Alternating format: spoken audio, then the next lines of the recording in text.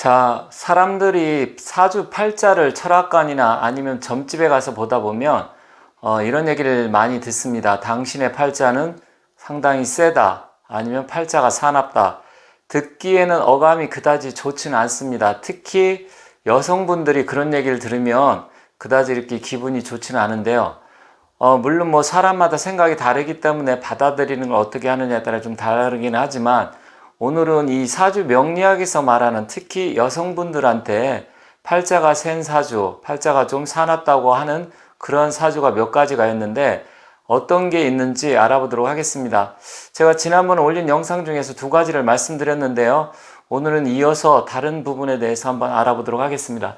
자, 제가 지난번 영상에 말씀드린 건 첫 번째는 군비쟁제, 또 다른 말로는 군겁쟁제라고도 합니다. 그래서 군비쟁제, 군겁쟁제 이런 걸 말씀드렸는데 사주를 보다 보면 특히 쉽게 볼 수 있는 방법 중에서 만세력을 보면 비견이라든지 겁재라든지 이런 게 많았을 때 전반적으로 팔자가 특히 여성분 같은 경우 이렇게 순탄하지 못한 경우가 있습니다. 물론 운에서 어떻게 오느냐에 따라 좀 달라지긴 하지만 그렇다는 점 말씀드리고요. 두 번째로는 관살 혼잡이라고 그래서 편관과 전관이 있는데 이 두 가지가 섞여서 뭐 세네 개, 물론 두 개도 관살 혼잡이라고 봅니다. 편관 하나, 전관 하나. 하지만 합이 어떻게 들어오냐에 따라 조금 달라지기 때문에 보통 세네 개 정도 있으면 그 사람의 그 삶은 그다지 순탄하지 않다. 특히 남자, 배우자 운에서 좀 약한 부분이 있다라는 점 제가 말씀드렸습니다. 오늘은 그 세 번째 시간으로 오늘은 상관, 경관이란 거에 대해서 알아보도록 하겠습니다. 상관, 경관. 물론 또 다른 거 하나 더 말씀드린다고 하면 부성인묘라는 게 있습니다. 그렇지만 이 부성인묘는 보는 방법이 좀 복잡하기 때문에 이거에 대해서 시간이 되면 부연 설명 간단히 하고요. 오늘은 상관, 견관에 대해서만 일단 말씀드리도록 하겠습니다. 이 부분은 뭐냐면 상관이 관성인 정관을 봤을 때 풍파가 많이 일어나는 건데 일단 그것은 운에서 왔을 때도 그렇고요. 사주에 기본적으로 갖고 있다고 하면 좀 그러한 부분이 좀 다른 부분에 보다는 좀 세다 이렇게 볼 수가 있는데 자, 사주는 잘 아시겠지만 연, 월, 일, 시 이렇게 해서 네 가지 기둥에 8글자가 있다고 해서 이것을 팔자라고 합니다. 팔자라고 하는데 이거는 차에 비교할 수 있습니다. 그래서 우리가 자동차가 어떤 사람은 뭐 좋은 차급 벤츠나 BMW, 제네시스 이런 급으로 태어난 사람이 있고요. 어떤 사람은 뭐 티코라든지 아니면 소형차 뭐 이런 거로 태어나는데 이 팔자가 결정되어지며 나머지는 운에서 이제는 그 사람이 대운이나 세운이 어떻게 오느냐에 따라서 달라지는데 이것을 보통 10년 대운 또 1년 세운이라고 합니다. 이거는 운이라고 보는데 운이라는 것은 자동차가 가는 일종의 길, 도로라고 보시면 됩니다. 그래서 이러한 도로를 어떻게 차가 가느냐, 내가 가는데 길이 막히느냐 아니면 잘 뚫리느냐에 따라서 결정되어지는데 보통 내가 태어난 이 일을 중심으로 이걸 일간이라고 합니다. 이 일간 속에 이게 난데 만약에 내가 태어난 날 중심으로 옆에 상관이 있고 여기는 뭐 또 식신이 될 수도 있고요. 여기에 또 상관이 이런 식으로 많다. 그러면 벌써 3개가 되죠. 그런데 이 3개 정도도 힘에 영향을 많이 미치지만 또 1개 정도 예를 들어서 상관이 더 많다. 물론 상관 이렇게 얘기는 했지만 식신도 2개, 3개 이상 있으면 상관으로 보는 겁니다. 그런데 상관이라는 것은 관을 상한다는 얘기입니다. 그래서 상관, 경관이란 말은 이 상할 상자에 관을 써서 정관을 상하게 된다는 이런 얘기입니다. 그런데 그게 다시 또 관을 본다. 그래서 상관, 견관이라고 하는데 뭐 한자가 어렵지 않으니까 뭐 아시리라 생각합니다. 그런데 이 사람이 이렇게 상관이 많은데 만약에 여기에 정관이 하나 연지라든지 시지 뭐 일지도 그렇고요. 정관이 이렇게 딱 한 개 정도 있는데 물론 뭐 두 개, 세 개 있으면 힘의 균형이 어느 정도 맞춰진다고 보지만 이렇게 상관하고 관이 많으면 이 사람의 팔자는 굉장히 신약한 사주로 팔자가 순탄하지 않을 가능성이 큽니다.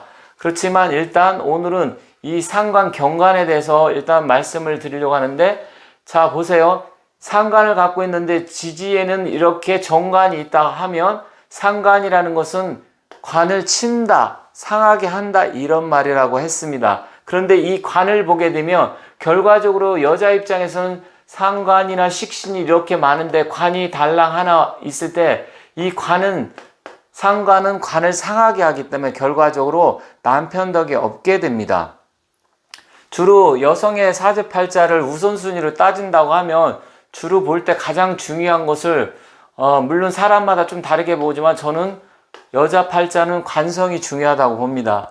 그리고 두 번째로는 재성, 재물운이 어떻게 되는지, 또 세 번째는 자식운이 어떻게 되는지 이렇게 보는데 어떤 사람은 식재관이라 그래서 자식을 먼저 우선순위 놓고요. 그 다음 재물복 놓고 또 남편운을 보는 사람도 있습니다. 하지만 전반적으로 여성의 팔자는 디용박 팔자라고 해서 이 남편성이 어떠느냐에 따라서 영향을 받는 건 사실입니다. 그런데 남편의 기운은 달랑 하나 아니면 두 개라고 하더라도 이렇게 상관 식신이 많고 양쪽에서 위아래로 극을 받게 되면 실질적으로 그 사람의 남편은 굉장히 힘이 없고 무력할 수가 있습니다. 또 그러다 보면 상관이라는 것은 나의 기운을 또 빼는 기운입니다. 그러다 보니까 이 사람은 삶이 굉장히 고단하고 힘들고 일명 팔자가 센 사주가 되는 것입니다. 다시 한번 말씀드리겠습니다. 내가 태어난 날을 중심으로 상관이 뭐 한 3개 정도에서 4개 정도 있는데 정관이 하나 있다. 만약에 정관이 없는데 편관이 나는 하나예요. 그럴 수 있습니다. 정관은 없고 편관이 하나 있을 수도 있어요. 이럴 때는 편관도 역시 관으로 볼 수 있습니다. 그렇기 때문에 이렇게 상관이 많다고 하는 것은 결국은 상관성이라고 하는 것은 나의 기운을 빼는데 그 기운이 반대로 남편의 기운을 들이치는 기운이기 때문에 결론적으로 말씀드리면 남편 덕이 없고 남자 덕이 없기 때문에 팔자가 순탄하지 못하고 일종의 팔자가 좀 팔자가 세다, 사납다 이렇게 볼 수 있는 것입니다. 그래서 일반적으로 말씀드릴 때 여기에서 아까 처음에 말씀드렸듯이 군비쟁제, 군겁쟁제 이거는 비견 겁재가 많아서 재물을 겁탈하고 재물을 누르고 빼앗기 때문에 결과적으로 돈복이 없어서 힘들게 되는 것이고요. 이 관살 혼잡이라고 하는 것은 정관과 편관이 많아서 오히려 남자들이 너무 많아서 나를 힘들게 하기 때문에 결론적으로 사주 팔자가 사납다 이렇게 보는 것이고요. 상관 경관은 오히려 내 기운을 빼서 그 기운 빼는 것들이 결국은 남편성을 건드려서 남편성을 눌러서 이 남편의 기운이 무력화돼서 오히려 안 좋다라는 것입니다. 그런데 만약에 상관 경관이 있지만 어떤 운에서 이런 운이 오는데 운은 길 도로라고 했습니다. 그동안 내가 차를 끌고 가는데 굉장히 막혀서 힘들었는데 어느 길로 가는데 갑자기 막혔던 길이 뻥 뚫리기 시작하면 그때는 좋아질 수 있습니다. 그렇다고 하면 이 상관을 무력화시키는 게 인성입니다. 인성에는 정인과 편인이 있는데요. 정인과 편인이 와서 이때 이 상관이나 식신을 눌러주게 되고 나를 도와주게 되면 그때는 운이 좋아지게 됩니다. 또 왜냐면 이 정관의 힘이 무력하지만 또 관인상생이라고 해서 그 인성을 도와주면서 나를 또 도와주고 오히려 상관을 눌러주기 때문에 그때는 이 운이 좋게 온다고 하면 좋아질 수 있습니다. 또 한 가지는 이 옆에 상관을 누르는 여기에 인성을 또 갖고 있다. 편인이나 정인을 갖고 있어서 이런 식신이나 상관을 눌러주게 된다고 하면 조금 달라질 수는 있지만 그렇다고 하더라도 일반적으로 이렇게 상관이 굉장히 많다든지 식신이 많으면 결과적으로 그 사람의 그 여성분의 삶은 고단하고 힘들다라는 것을 알 수 있습니다. 이렇게 해서 상관경관에 대해서 말씀드렸고요. 간단하게 부성인묘는 무엇인지 앞에서 제가 부성인묘라는 것도 말씀드렸기 때문에 일단 부성인묘에 대해서도 간단하게 말씀드리도록 하겠습니다. 부성이라는 것은 남편성을 부성이라고 합니다. 그래서 정관이나 편관, 운을 말씀드리는데 일단 이 부성이 묘지, 묘고에 들어갔을 때 그렇다고 하면 그때도 역시 남편의 힘이 약하든지 아니면 남편이 사고가 난다든지 아니면 남편이 심지어 죽는다든지 조금 안 좋은 쪽으로 얘기를 할 때 그것을 부성인묘라고 합니다. 즉 부성인묘를 쓰면 이 부성이라는 것은 남편의 자리가 인묘, 묘지로 들어간다라는 말입니다.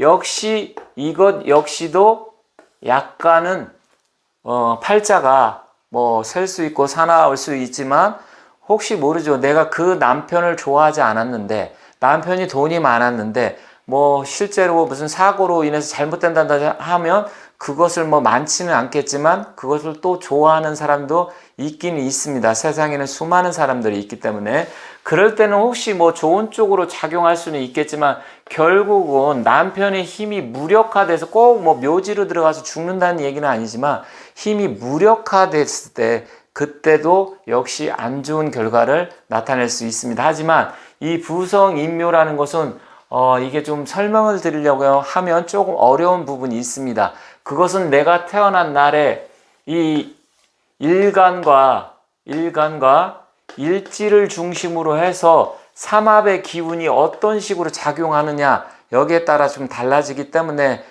나중에 제가 또 기회가 된다고 하면 이 부성인묘에 대해서도 한번 말씀드리도록 하겠습니다.